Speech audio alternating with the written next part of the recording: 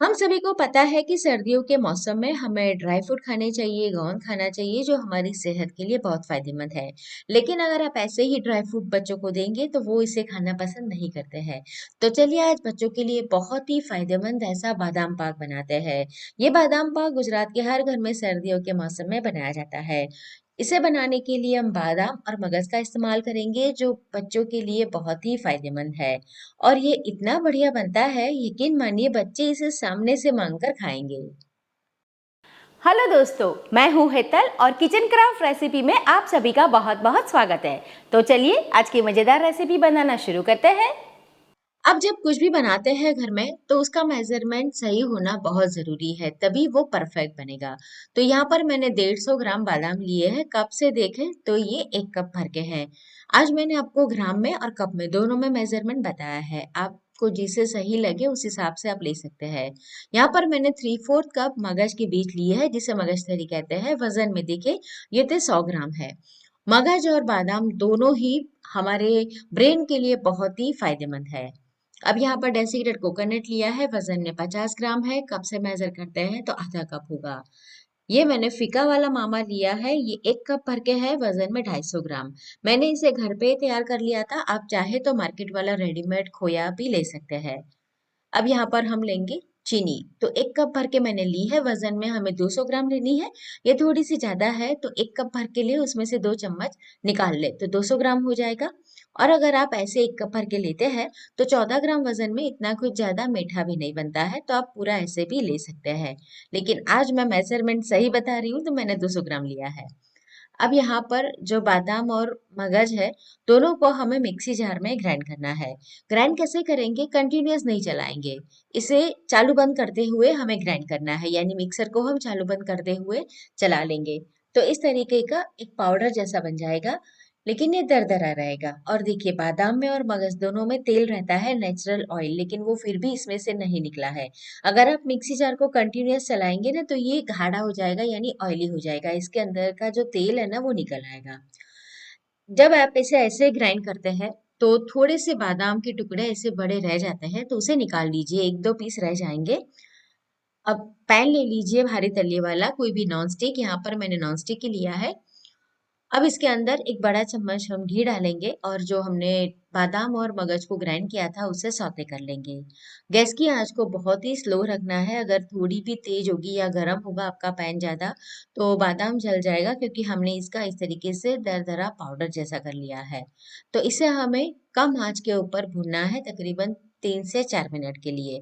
ऐसा करने से इसकी जो शेल्फ लाइफ है वो बहुत बढ़िया बढ़ जाएगी और टेस्ट भी इसका बढ़िया आएगा।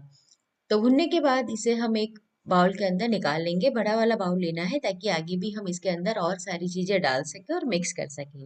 अब फिर से यहाँ पर मैंने आधा चम्मच भर के घी डाल दिया है। अब इसके अंदर हम क्या करेंगे, जो हमारा खोया था ना उसे भुनना है। वैसे मैंने इसे घर पे ही तैयार किया है, अच्छी तरीके से भुना हुआ है, तो ज्यादा भुनने की जरूरत नहीं पड़ेगी। अगर मार्केट वाला ले रहे हैं तो आप देख लीजिएगा कि आप जो मावा ले रहे हैं ज्यादा भुना हुआ नहीं है, तो आपको फिर उसे थोड़ा सा घर पे और भुनना पड़ सकता है।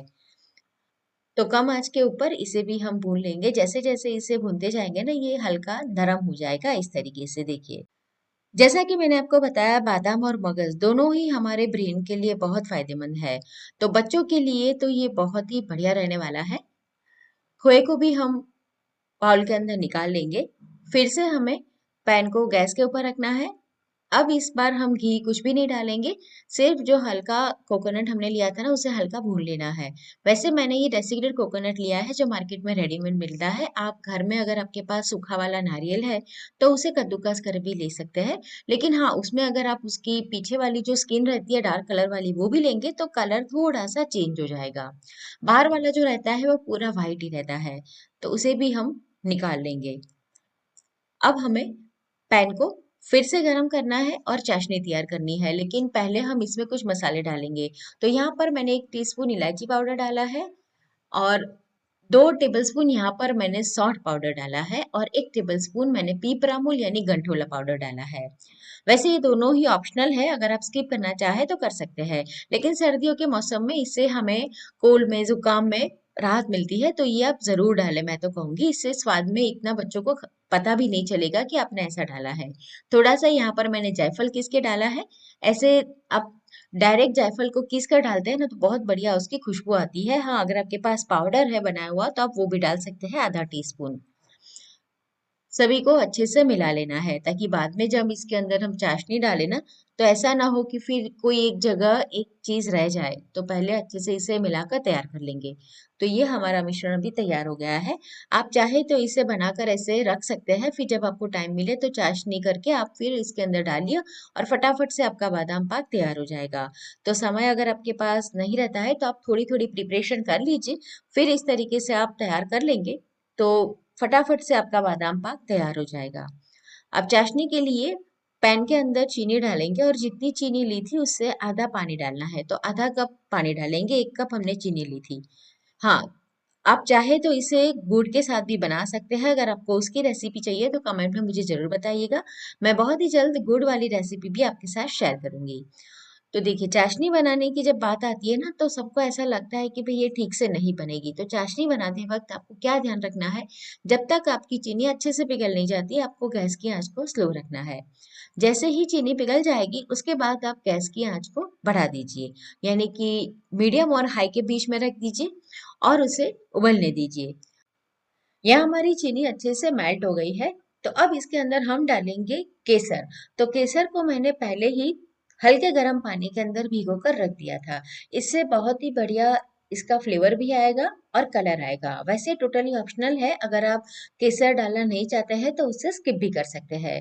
अब गैस की आंच को हाई करके हम इसे उबलने देंगे। तो मैंने इसे 3 से 4 मिनट उबलने दिया था।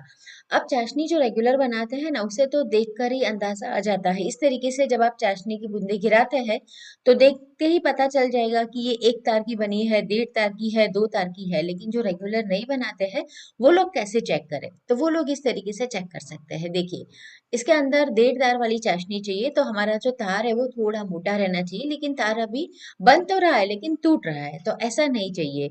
अभी 1 तार वाली भी कंसिस्टेंसी नहीं आई है, तो मैंने इसे फिर से 3 से 4 मिनट उबलने दिया था। तो अभी 1.5 तार जितनी कंसिस्टेंसी इसकी हो गई है। तो देखिए, मैं आपको थोड़ा नजदीक से बताती हूँ। तो तार अभी पूरा बन रहा है। तो बस ऐसा ही हमें चाहिए। तो हमारी चाशनी बन के तैयार हो गई है, तो गैस हम बंद कर देंगे। और वैसे मैंने यहाँ पर सिर्फ केसर डाला था। अगर आपके पास केसर नहीं है और आपको ऐसा कलर चाहिए तो आप आर्टिफिशियल कलर भी इसके अंदर ऐड कर सकते हैं। मार्केट में जो मिलता है उसमें कलर ऐड किया जाता है। अब तुरंत से ये चाशनी को हमें इसमें मिक्स करना है और फटाफट इसे जमने के लिए रख देना है, क्योंकि सर्दियों के मौसम में वैसे भी जब आप चाशनी तैयार करते हैं, गुड़ की हो या फिर चीनी की हो, जल्दी से वो जमना शुरू हो जाती है। तो एक बार अगर ये जमने वाली कंसिस्टेंसी में आ गई तो फिर आप मनचाहा शेप इसके अंदर नहीं दे पाते। अगर आप इसमें से लड्डू बनाना चाहते हैं तो लड्डू भी बना सकते हैं, लेकिन आज तो हम इसमें से लड्डू नहीं तैयार करेंगे। इसे थाली के अंदर जमा कर इसके पीस तैयार करेंगे, बर्फी के जैसा बनाएंगे।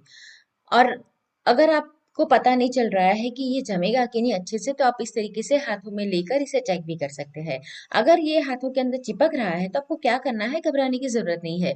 ये मिश्रण को उठाइए, पैन के अंदर डालिए और थोड़ा सा कम आंच के ऊपर इसे और 2 से 3 मिनट पकने दीजिए।